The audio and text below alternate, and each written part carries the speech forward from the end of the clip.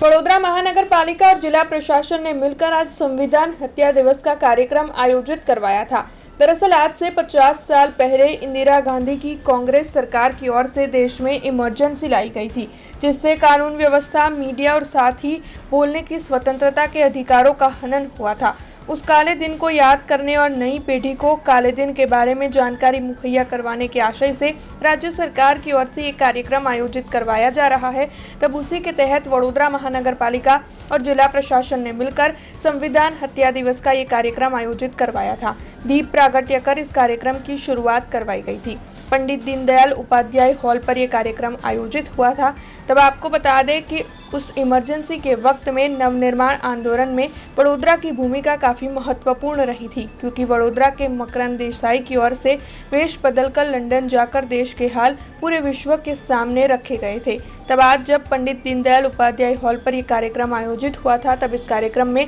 मकरंद देसाई के बेटे और विधायक चैतन्य देसाई का सम्मान किया गया था। वैसे इस कार्यक्रम में सांसद डॉक्टर हेमांग जोशी, गुजरात विधानसभा के मुख्य दंडक बालकृष्ण शुक्ला, विधायक केयूर रोकड़िया, विधायक चैतन्य देसाई, साथ ही वडोदरा के मेयर पिंकीबेन सोनी, डिप्टी मेयर चिराग बारोट, स्थायी समिति के चेयरमैन डॉक्टर शीतल मिस्त्री, शासक पक्ष के नेता मनोज पटेल, दंडक Shailesh Patil, municipal commissioner Arun Mahesh Babu, deputy municipal commissioner Ganga Singh समेत अधिकारी मौजूद रहे थे। इस कार्यक्रम के तहत गुजरात के मुख्यमंत्री भूपेंद्र भाई पटेल को वर्चुअली कार्यक्रम में शामिल किया गया था और उनकी ओर से भी उपस्थित सभी को संबोधित किया गया था। तो वहीं कार्यक्रम के मुख्य वक्ता कायदाविद तुषार भाई की ओर से ये जो इमरजेंसी की सिचुएशन देश में लाई गई थी, उसके दुष्परिणामों का वर्णन किया गया था। आपको ये भी बता दें कि इस कार्यक्रम के तहत वडोदरा महानगर पालिका के सभी पदाधिकारी और साथ ही जिला प्रशासन के पदाधिकारी के साथ भारतीय जनता पार्टी के होद्देदार और कार्यकर बड़ी तादाद में मौजूद रहे थे।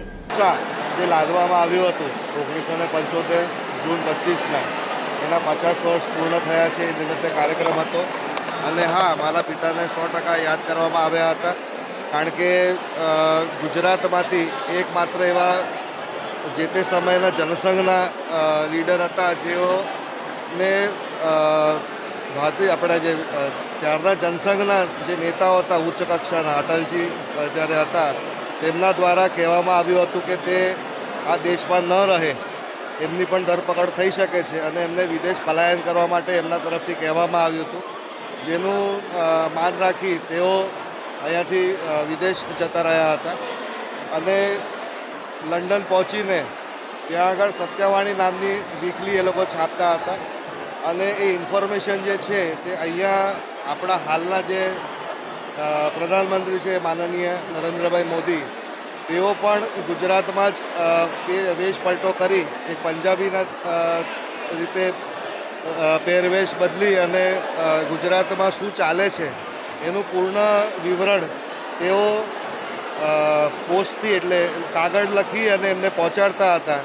ત્યારે બધાએ પોતપોતાનું નામ પણ બહુ મજાકીય રીતે બદલ્યા હતા। મારા પિતાનું નામ ત્યારે મણિરામ શેઠ કરીને રાખ્યું હતું, જેમના નામે ટપાલ આવતી। એ જ રીતે મોદી સાહેબનું પણ નામ રાખ્યું હતું, પણ એ મને હમણાં મોઢે નથી। પરંતુ આ જ રીતે અહીંયાનું જે પરિસ્થિતિ હતી એનું વિશ્લેષણ આખું એ કરીને લંડન મોકલતા અને ત્યાં મેં કહ્યું એમ સત્યવાણી નામનું ત્યાં આગળ પ્રકાશન થતું અને એના આધારે બીબીસીના આધારે આપણે આખા દુનિયાને કહી શકતા હતા, એમના તકી ખબર પડતી હતી કે આ દેશમાં શું ચાલી રહ્યું છે, કારણ કે એ સમયે ન્યૂઝ મીડિયા, રેડિયો બધા ઉપર એક તાળું વાળી દેવામાં આવ્યું હતું કે કોઈ પ્રકારની ન્યૂઝ બહાર જાય નહીં ને કોઈ ન્યૂઝ આવે નહીં। વિશ્વની અંદર આપણે કોઈ પણ વિકસિત રાષ્ટ્રને પણ લઈએ તો હંમેશા એ વિકસિત રાષ્ટ્ર ઉપર થનાર જે કોઈ પણ દુર્ભાગ્યપૂર્ણ ઘટનાઓ હોય તેઓને તેઓ હંમેશા એક સ્મારક બનાવી અને એનાથી ઘણું શીખતા હોય છે। એવી જ એક ઘટના કે જે સંવિધાન હત્યા દિવસ આજથી 50 વર્ષ પહેલાં માત્ર પોતાની સત્તા બચાવવા માટે થઈ અને સંવિધાનને તોડી મરોડીને કયા પ્રકારે સમગ્ર દેશની અંદર કટોકટી લાદવામાં આવી હતી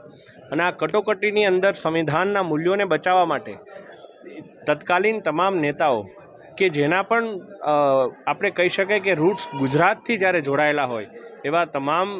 નેતાઓ અને એમણે સાથે મળી અને આ સંવિધાનને બચાવવા માટેના ત્યારે પ્રયાસ કર્યા। તેઓને જેલમાં પણ મૂકવામાં આવ્યા, તેમના ઉપર યાતનાઓ પણ ગુજારવામાં આવી.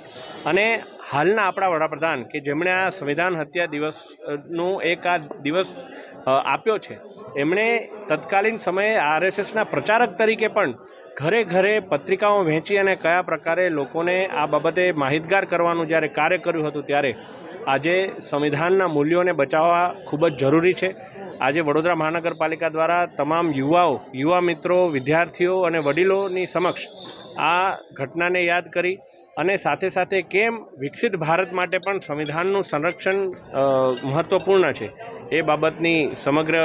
મહાનુભાવે વાત મૂકી. અને માન્ય મુખ્યમંત્રીશ્રીને પણ વર્ચ્યુઅલી અમે સૌએ સાંભળ્યા છે અને તમામે સાથે મળી અને આગામી વર્ષોની અંદર સંવિધાનને સંરક્ષિત કરવા માટે एक प्रण लीधो હતો. हमसे जुड़े रहने के लिए हमारे YouTube चैनल को सब्सक्राइब करें और नई वीडियो की नोटिफिकेशन के लिए बेल आइकॉन को दबाएं.